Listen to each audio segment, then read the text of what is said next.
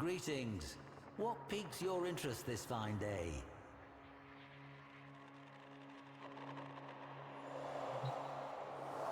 Ash, Avatar of Murder.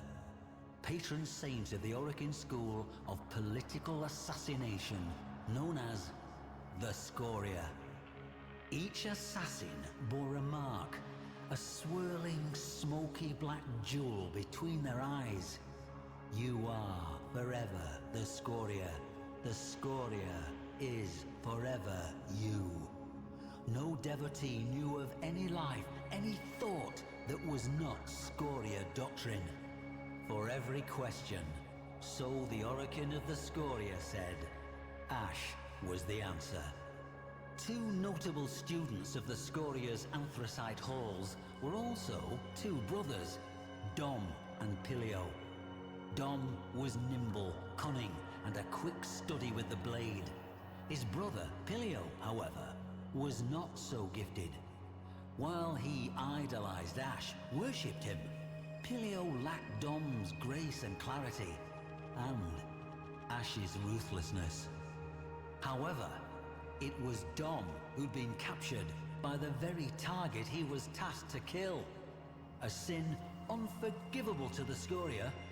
So it fell to Pilio, the lesser, to uphold the Scoria by taking Dom's life.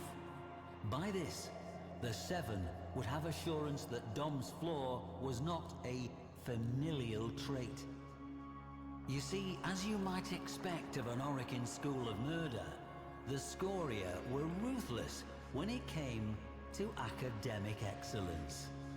With Dom dead at Pilio's feet, two essential killings would have taken place. That of a failure, and that of any shred of pity within Pilio. Ash would oversee Pilio's mission. Pilio's soul was to die that day, as the life drained from his brother's eyes, or, if he could not do so, beneath the blades of his lifelong idol, Ash.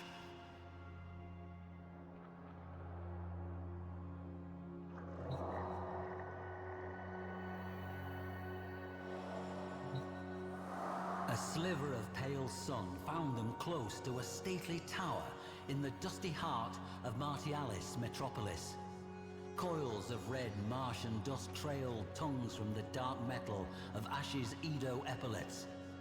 The boy idolized the Warframe and was eager to prove himself, even as some part of him felt cold and afraid at what he must do. Doubt is betrayal, taught the Scoria. Pilio recited this, but could not quench the fear he felt.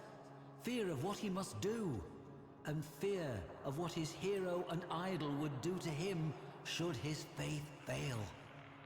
Ash gave the signal. Pilio shot forward in a bold, unconventional dying vine pattern, readying the Scoria-favored dust fang technique. The tower guards squinted into the amber light of the Martian sunrise as a flash cloud of smoke flooded the lane before them. Shaking sleep from their heads and still thinking of breakfast, the guards readied themselves. From the smoke flew stars.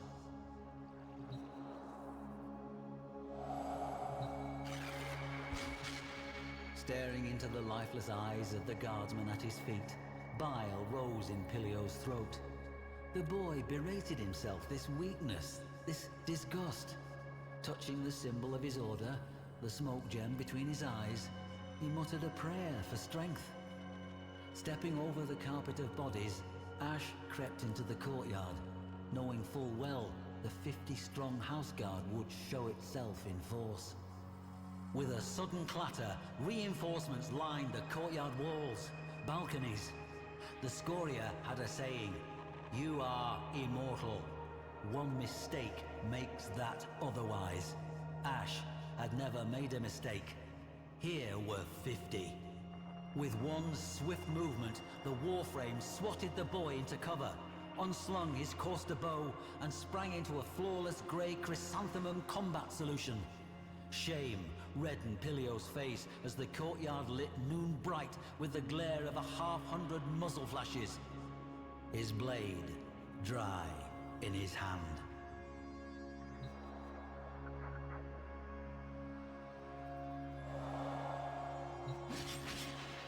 Ash methodically met and disassembled each and every guard, mezzanine to mezzanine, a masterclass in the correct choices of stance, kata, technique and attitude. Bodies rained into the courtyard. Wincing, the boy looked away. Within minutes, 50 corpses lay at their feet. When Pilio felt Ash's shadow fall across him, he forced himself to look, trembling. Ash's inscrutable gaze pinned him. Chest tight, breath terrified and quick, Pilio forced himself to stand and face his assessor. He could not look at the bodies. Truthfully, he expected to die where he stood. If the Warframe approved or disapproved, he gave no sign. Rather, Ash opened an arm, showing the way toward Pilio's final trial.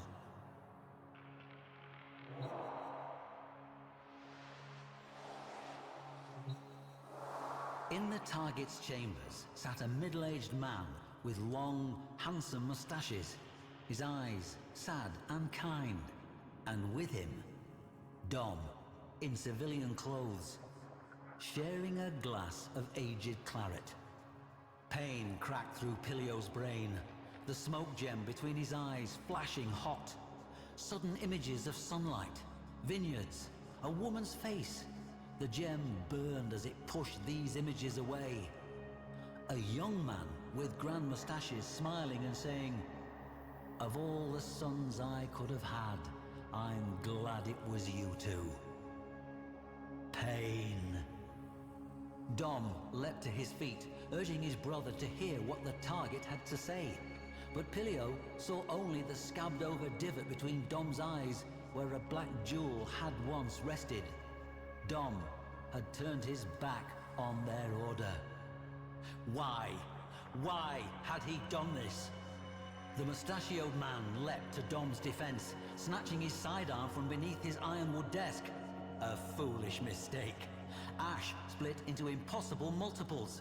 The man opened fire on the three before being seized from behind by the fourth. Ash's illusory clones vanished. The weapon clattered to the polished wooden floor, even as his feet left it, dangling 3 feet above, helpless. Those sad, kind eyes locked on Pilio's in a regretful farewell.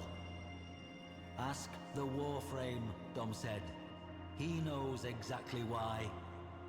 Fear filled Pilio's heart. Pilio turned to his idol, that saint of murder. The same question, but this time for Ash. Why? That moment of breathtaking impudence stretched for an eternity. Ash released his grip. His prisoner flopped to the floor, gasping. With one great hand, Ash reached toward Pilio's face and sank a vicious talon beneath that midnight jewel. Pilio screamed.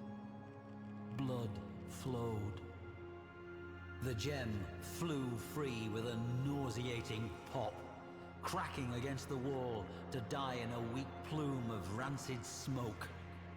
Blinding white insight descended upon Pilio Danas.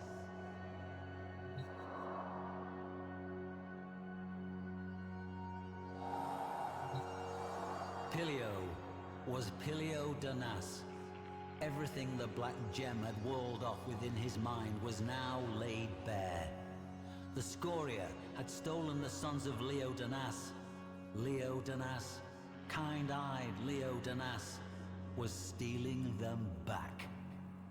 Of all the sons I could have had, I'm glad it was you two. Father and son beheld each other truly for the first time in almost 20 years. Pilio had long aspired to wearing the Edo armor, the highest honor, to signify his faith. But now he saw only the bare ribs of Ash's cremata Cyandana, signifier of death, and knew with certainty that was the sole credo of the faith he had followed. Had. The boy, who until that moment had thought himself a lifelong killer, was now torn between the nocturnal life he thought he knew and the sunlit life he'd been stolen from. Torn between doctrine and family, and, blade in hand, torn between saving himself by killing his brother or dying alongside him at the hand of his idol. Ash waited, patient as the death he signified, in a room, in a moment that felt suspended in eternity, waiting for Pilio's decision. The blade fell from Pilio's hand. Dom reached out and gently took that hand. Ash did not move. Leo Danas swept his boys up and out of that room, and, as a family, they fled the tower, the city, and Mars forever. Ash did not move.